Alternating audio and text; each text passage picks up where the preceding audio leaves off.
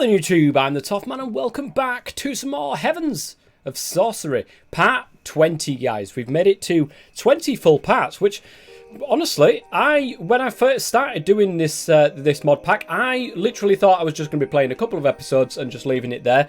However, I'm really enjoying this pack. I love my magic mods, and this is a fantastic pack for it. And also, you guys have been helping this series and doing, this series has been doing very well on my channel. If you are enjoying this series, guys, please consider leaving a like and subscribing, all notification bell, all that sort of good stuff. Because, yeah, it'd be absolutely fantastic.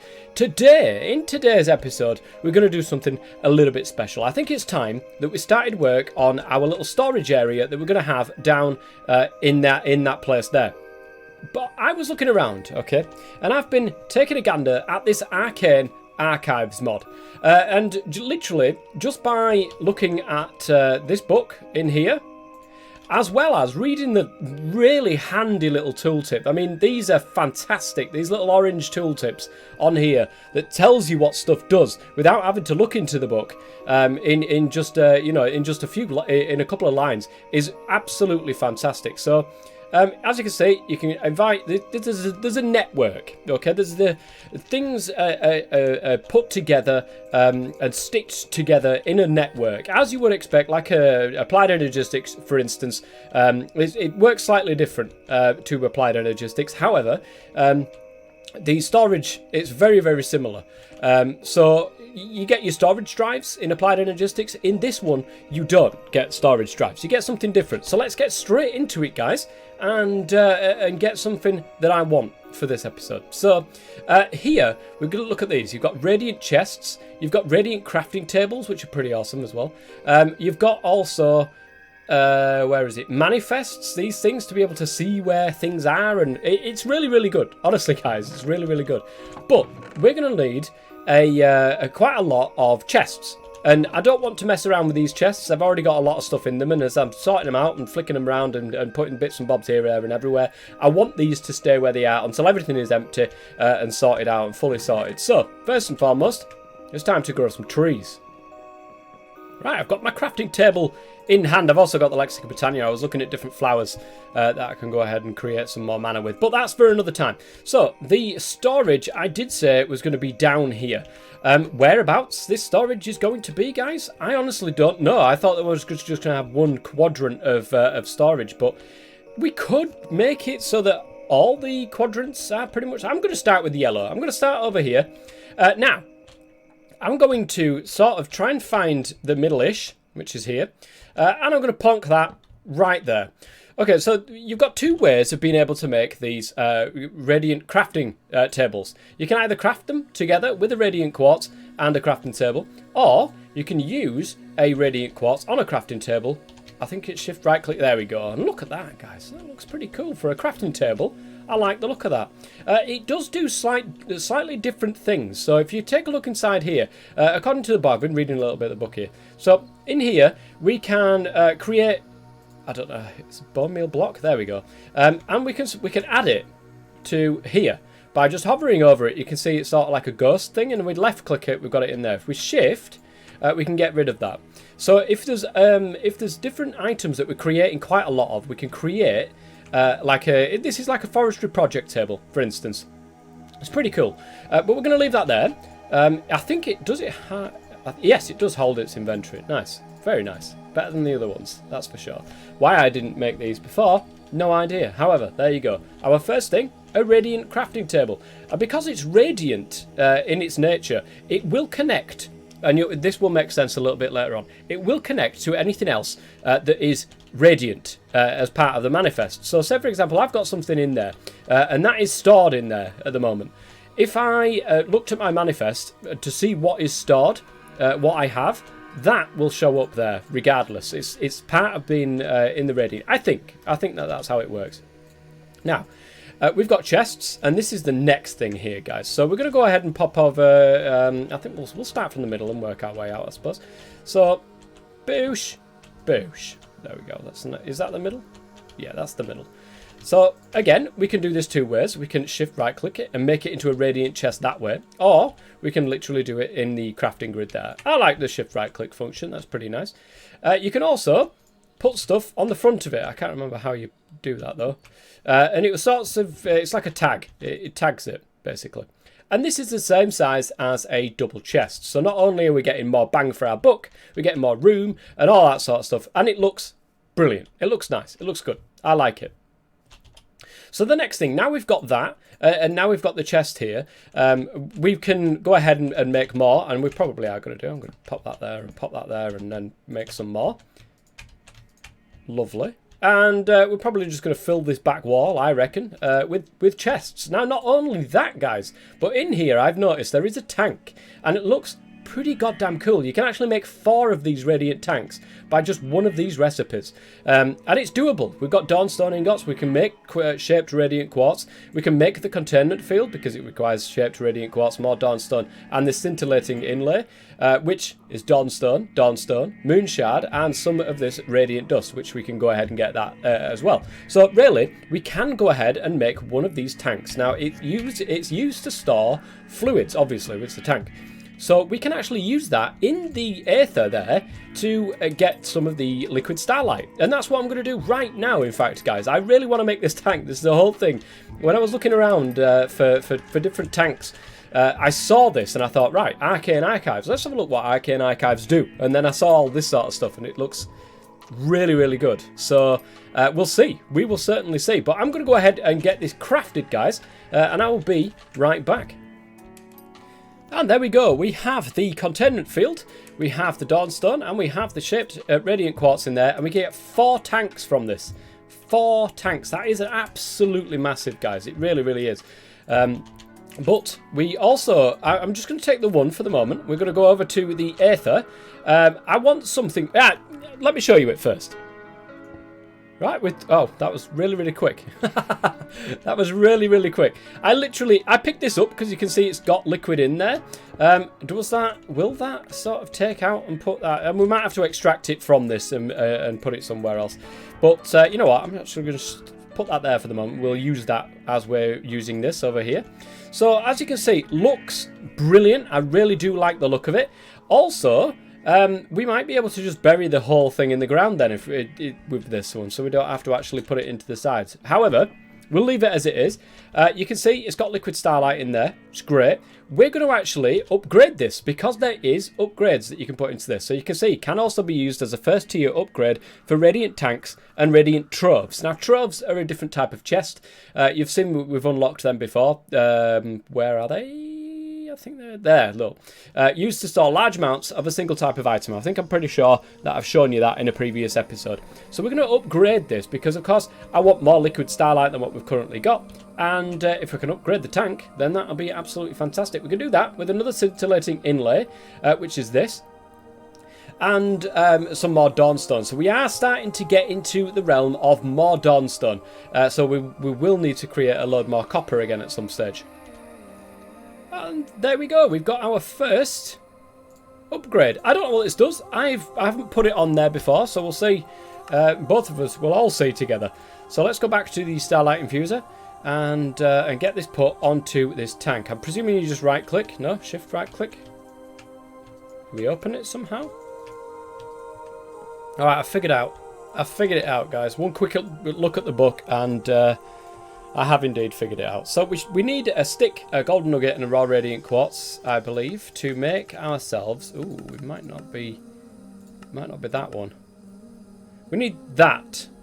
Scepter of Revelation. Where's that one? Oh, I think we craft that, don't we? We actually just craft it. So in here, stick, golden nugget, and a raw radiant quartz, and there we go. We get the Scepter of Revelation. We stick the Scepter of Revelation in. We want one of these, which uses our last lot of thingamabobs, and we get a Scepter of Manipulation. And the Scepter of Manipulation will allow us to be able to see what's inside these blocks, these radiant blocks. So let's pop over here. And there you go. You can see we've got it in there, and it allows us to be able to put one in there. And you can see the amount that has actually changed that we can store of liquid starlight in there. It's absolutely madness. That is the first stage of upgrade. This is the second tier of upgrade, and it's really not that hard to craft. Another scintillating inlay, another shaped radiant quartz, and a dawnstone. So we can actually really improve this. Now, by the looks of things, you can see we've got one brace in there, one matrix brace. I don't know if we can put multiples in here because we've got 6 slots altogether. I honestly don't know if we can put more in of the same thing.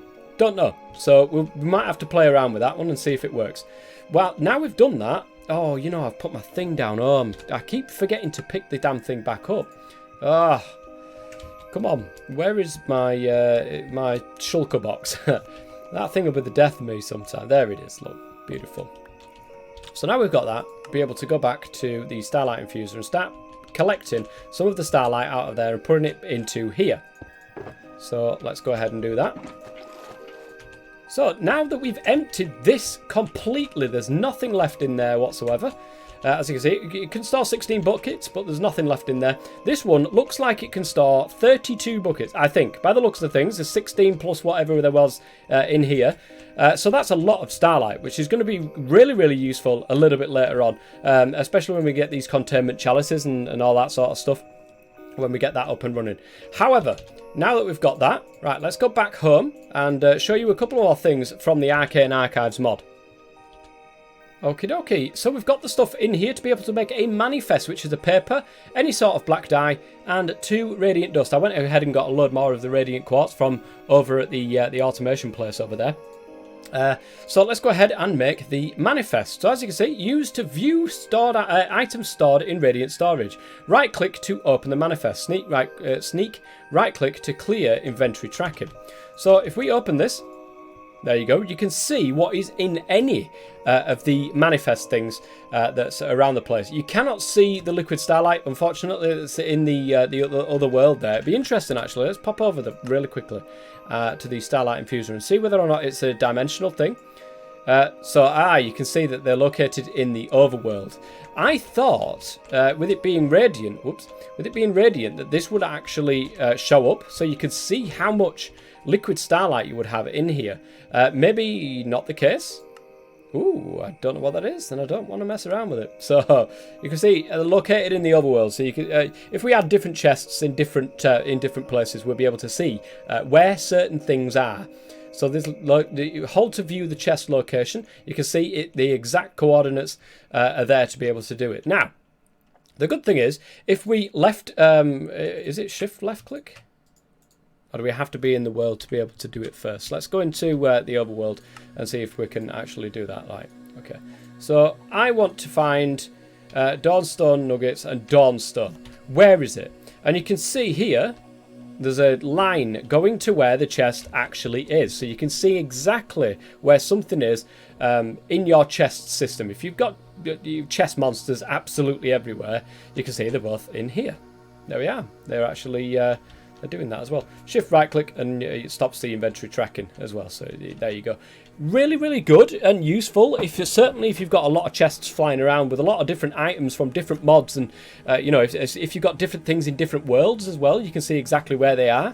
I'm usually pretty sort of good with how I organise my chests, so this might not be used much for me. However, I probably will use it. Certainly if it's here, I will definitely use it.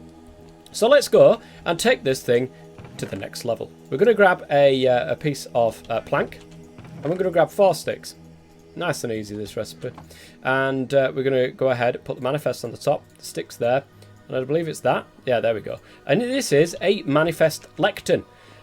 Now, where are we going to spend most of our time? Well, if all of our items are going to be here, we're probably going to be spending a lot more of our time in this circle now, rather than being over there. So we'll have to start moving stuff over.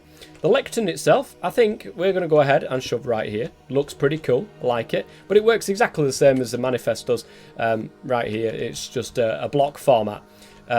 So it depends. You might want to manifest. Can we take the manifest off? No. We might want to manifest in hand as well as having a manifest lectern. It just depends on how you want to do it. But I like the look of the manifest lecterns. I might make a manifest in hand if I find that, you know, I'm probably going to use it more when it's actually in my hand.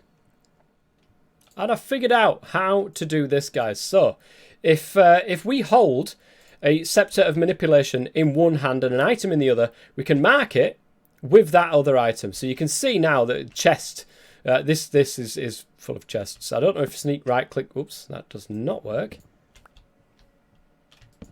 No, stop it. Stop doing that. I wonder if we can just right click that. Do we shift right? There we go. We shift right click to clear it as well. So that's how that works. And you can label your chests, obviously, with bits and bobs. And I will be doing that because I like my chests to be somewhat organised. But these are pretty good. I was going to use obsidian chests. I didn't realise that these were double chests when I was looking through the list of chests. So, nice. What's interesting to me is nothing in this mod will allow you to take out of a system. This one will allow you to literally just items tossed in are sent to radiant storage. Fantastic. Nothing lets you take it out though. That's not an issue within this pack because we do have Britannia, and Britannia has the corporeal system. Now, I don't know if they work with the radiant chests. I would presume that they do because they're still just an inventory anyway. So if that's the case, then the corporeal system can be used to take items out or put items in if you really want. Or you can just use the brazier of hoarding there to be able to just chuck it in and then it'll do it itself. Don't forget as well that adding to this system, you can use these radiant troves to store large amounts of a single type of item. And that's not actually a bad thing because we can use the radiant trove there, I think, because it's classed as a storage storage, that we can use it like the chest over there, put the hopper hock next to it, and it will still put items into a trove rather than a chest. Very, very useful for the cobblestone up there. So I may go ahead and make one of these. They're not cheap though. You do have to have one of these material interfaces and actual chest itself. So more of that shaped radiant quartz, and these require the scintillating inlays and loads of other stuff as well. So yeah, something that we'll probably go ahead and make, but it's not useful. We will never fill that chest up there. We will never fill that chest. It might look pretty cool though to have the radiant stuff up there. Let's make one. Alright, so, my goodness, you go through a lot of this raw radiant quartz by doing it like this, guys. But we can make 4 radiant troves, so it's the same as the tanks. You do get 4 of these. Let's give this a try really quickly and see if this actually works, because that would be pretty cool. And we can always see, then, part of our manifest, we can always see what's actually inside here, and it will track it really well. So, let's try it. Will the thing stay there? It will stay there, nice. So we can put that there. And what we're going to do, I'm going to shove that onto the floor. Will it get picked up and put into the radiant trove itself? It has. Oh, guys, that's actually really, really useful. This will store a lot of items. Again, you can be manipulated to hold more if you give it upgrades and stuff. I'm not sure what the base is on this, what it will store, but that's pretty cool. And looks really, really nice. Fits well up here. It does fit definitely well up here. We need more of these automatic breakers so that we can really start churning through these radiant resonators and then have them all stored in here, because we're going to go through an absolute ton of those, I'm pretty sure. Eating these iron berries has given me an idea for the plant that I probably want to use to start putting mana into the system.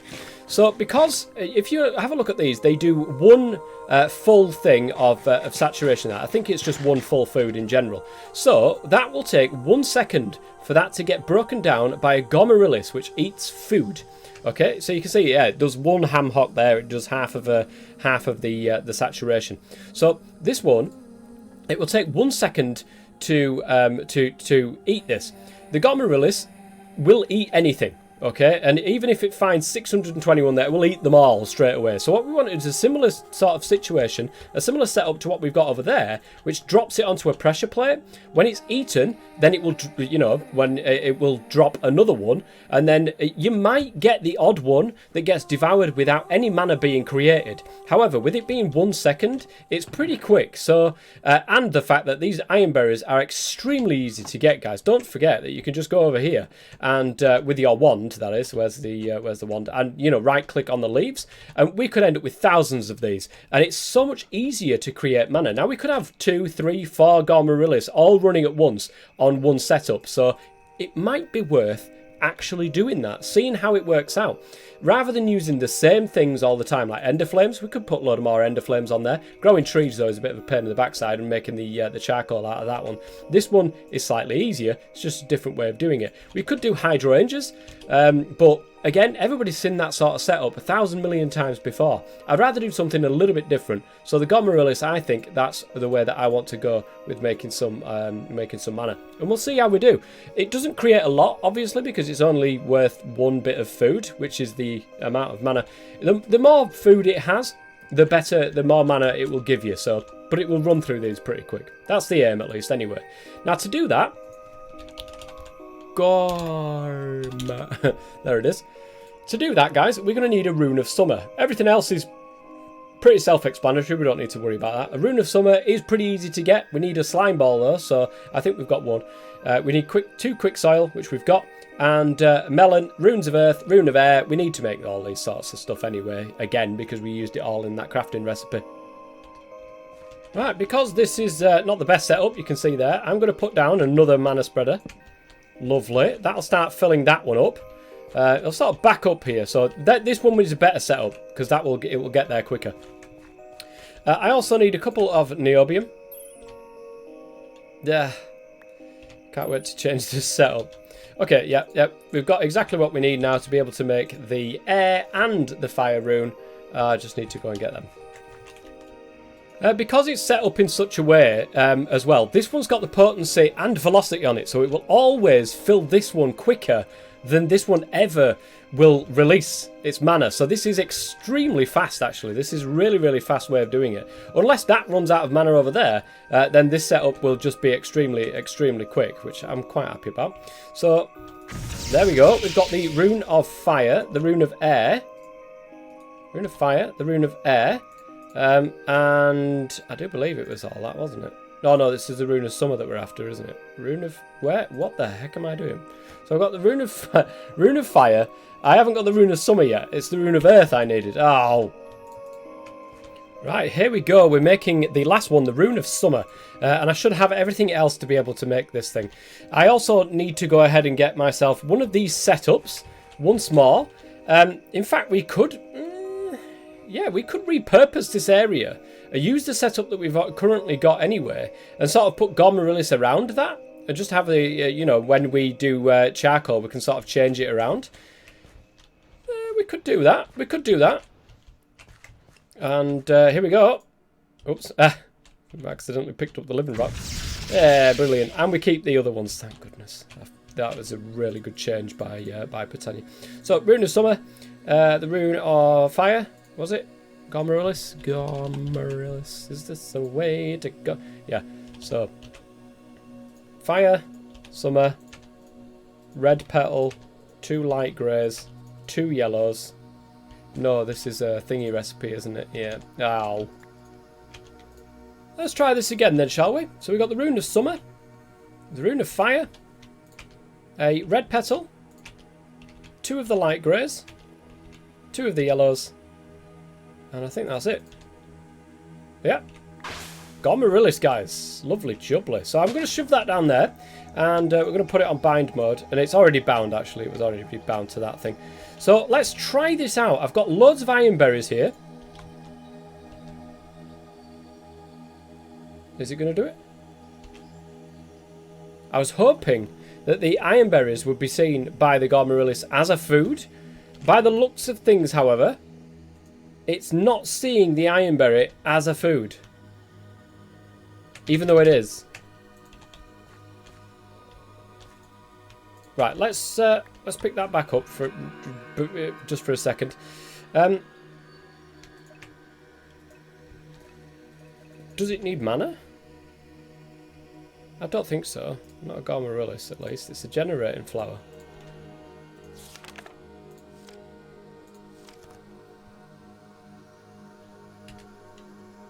It says a small area, so let's try putting that there.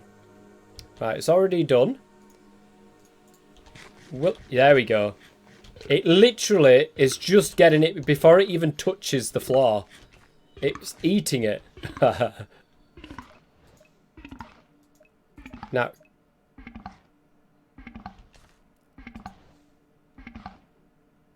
That is literally just piling through that.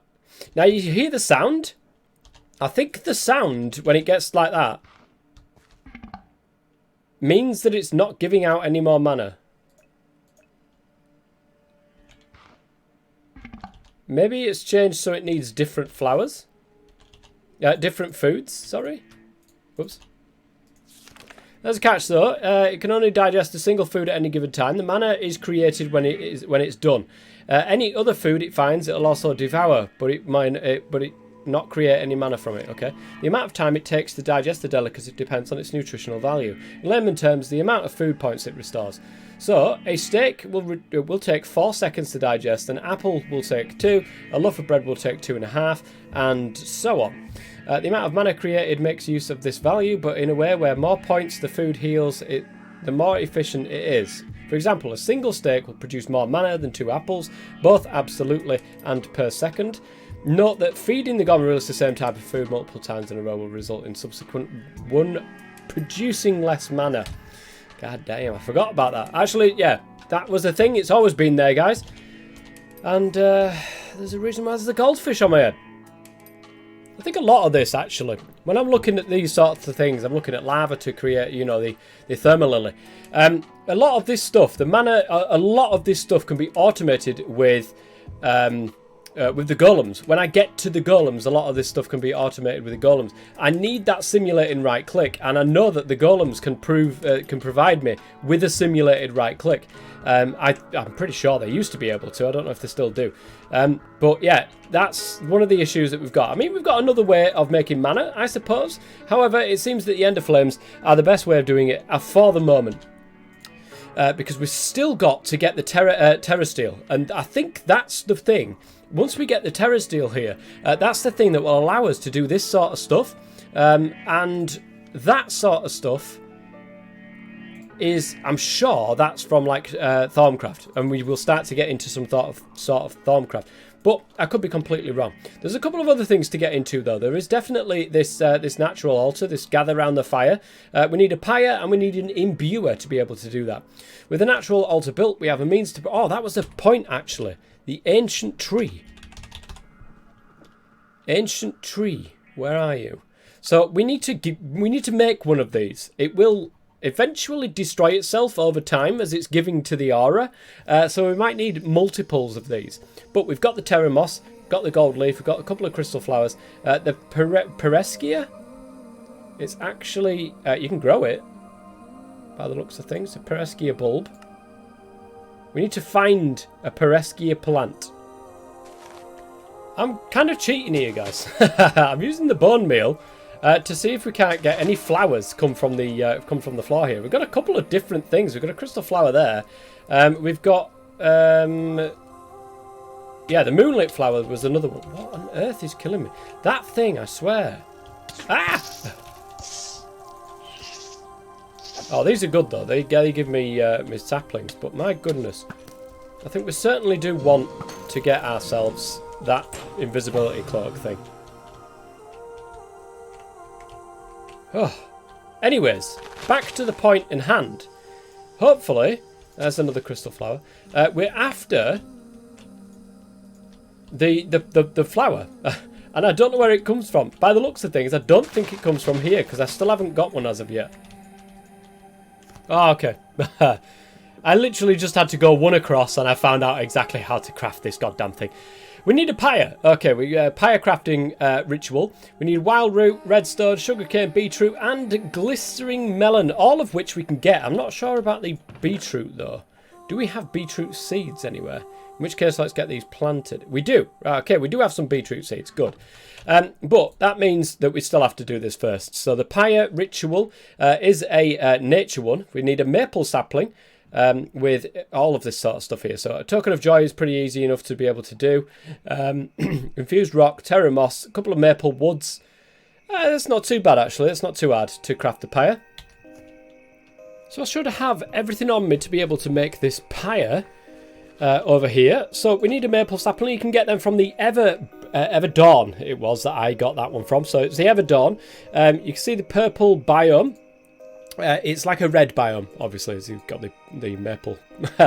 So we put that there. We put our gold powder, obviously, in the corners. This is what I remember at least. And then we sort of like get them together like that.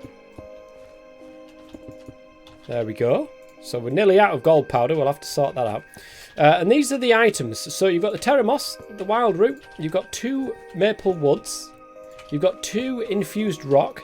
And then the token of joy from earlier on. And of course we need to go ahead and bone meal this up. There we go. It's looking good. It's looking like it's doing something. I like the trees, actually. I do like the trees. We'll have to get...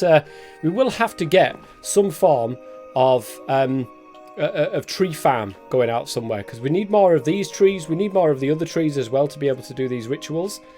So, are we done? We are done. There's the pyre. Nice. Actually, we completed the quest there. Even though we didn't... Oh, no, we got the imbuer. It said we completed a quest. Like, quite a lot of them as well. Unless there's something else that I don't know about.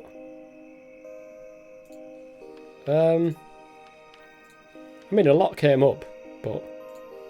Oh, well. Obviously not. Let's go ahead and do the imbuer then. We need an imbuer.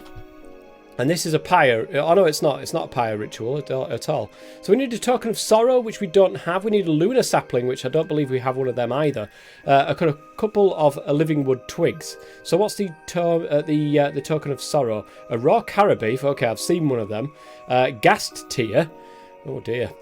We need bottled sunlight, which is easy enough. Crystal glass from blue skies. Moonstone shard and gold leaf is fine. So crystal sand, which is apparently in the Everdon.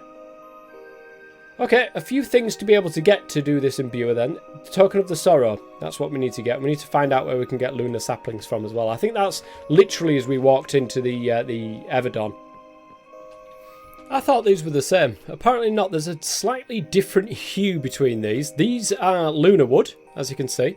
And those down there are just the dusk ones. I did manage to get 1 sapling from that, which is good. I did die. Look at that, guys. I did die. Those goddamn flying things that give me... I've got lots of slime, but I did die, unfortunately. There's the raw carabeef, or at least I presume so. My goodness, that don't half come at me. Oh, no, I forgot. I get smoked carabeef because of my my thing. Let me take it off really quickly. This one here, isn't it? Yes, to inflict fire damage. Right, can we find... Oh, there's loads of them over here, actually. There's loads of them. We should be able to get just the normal one. They're all going to come after me now, apparently. There we go. I don't want to kill them all, if I can. Help it. Please, I really don't want to kill you. Stop following me. And also, whilst we're over here, we might as well get the starlit one. Which, we need a starlit sapling. So, can we get it? Can we look at it and get it straight away? No. No. I didn't realise it was that easy to find this this crystal sand. It's just it's in with all the crystals and stuff. That was nice and easy.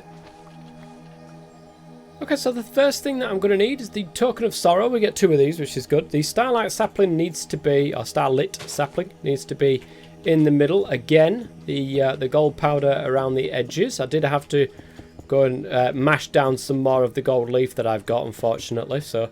Oh, it seems that 16 is enough for the whole thing. So that's there. Now, to get the token of sorrow, crystal glass, moonstone shard, and gold leaf. So, gold leaf, moonstone shard, crystal glass. And on the other end, we've got our bottled sunlight, the ghast tear, and the raw carabeef. Now, lucky for me, I already killed a ghast at some stage, because I already had one in me in my chest. Bottled starlight and raw carabeef. And that should be it. So that'll get us the token of sorrow. And then we've got everything else in the inventory. These two, the lunar sapling as well. To be able to get everything else that we need. Ah, I've just realised we need a little bit more gold leaf. I'll be back in a second. Token of sorrow, infused rock, and a couple of living wood twigs. That should be enough to be able to get everything we need. Let's go ahead and make that. Right, brilliant. I do apologise if you can hear some noise outside, guys. Anyways, so here we have what we need, the imbuer, and I think that will finish off the quest for us as well. Once it all goes through. Come on, you can do it. I wonder how much of this stuff we've got. 12 radiant quartz. Nice, that's going well. And there we go. We've got the advancement. Gather round a fire. In fact, we've got some red peppers to eat. We've got spell dust, which gross infusion, whatever the heck that is. I have no idea. And we've got our imbuer. So we've got the pyre and the imbuer now available to us. Has it unlocked any new quests? It has. As old as the trees, would you believe?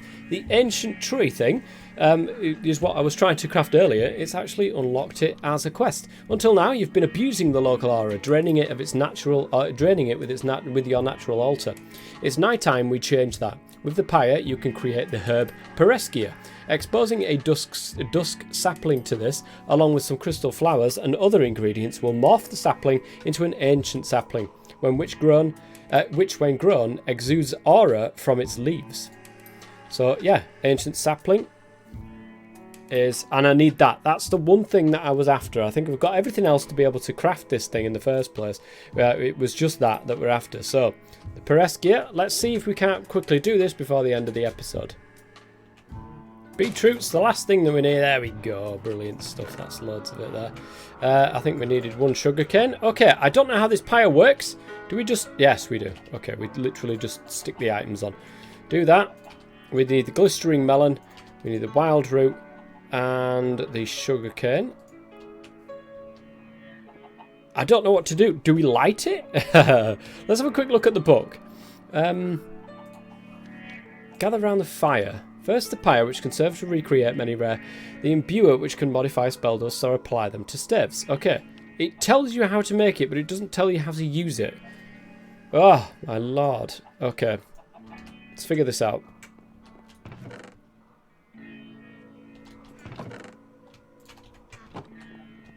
Let's see. Flint and steel. Sneak, right click with an empty hand. So, I'm presuming it's burnt everything up. Oh. Nice. Okay, that was really easy. That was a lot easier than what I thought it was going to be. Nice. I like that. That's a good little touch. So, the ancient sapling then. The last thing on today's episode is a dusk sapling. Alright, we've got one of them. We need one of you. Let's put the rest away. Dusk sapling. 2 of the crystal flowers, a gold leaf. Got a gold leaf. 2 of the crystal flowers. We've definitely got crystal flowers. I'm sure we've got crystal flowers. Where the heck are they? Oh, there. Right in front of my face. Crystal flowers. Done. And then the terramos. There we are. So I think that's pretty much everything we needed to do. Oh, we need a blue bright sapling as well, which I think we've got one of them in here. Good stuff. And I think we can go then over to the attunement altar. Over to the... Is it the nature? Is it a nature ritual? It's a ritual of the... No, it's the ritual of the forest, which means we need to go back and get some more gold leaf as gold thingamabobbins as well. Right, I do believe we've got everything on there, ready and raring to go. Yep, it's doing something. And this should get us the ancient sapling. And this ancient sapling will mark the end of the episode, to be quite honest. I think we'll go over into the Aether and plant it though first. Nice. We've done the quest for that. Is there anything else that it's unlocked? It has. Okay.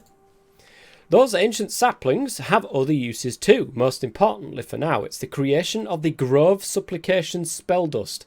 Once applied to a staff in an imbuer, this spell will allow you to activate grove stones, charging them with natural energy to the point they cause plants to grow around them. This energy can then be siphoned by a Faecrafter for further developments requiring this energy. As such, the Faecrafter must be placed close to the activated grove stone. Note, when casting a spell with a staff, the casting cost materials must be stored in a component pouch. Okay, a Faecrafter with infused...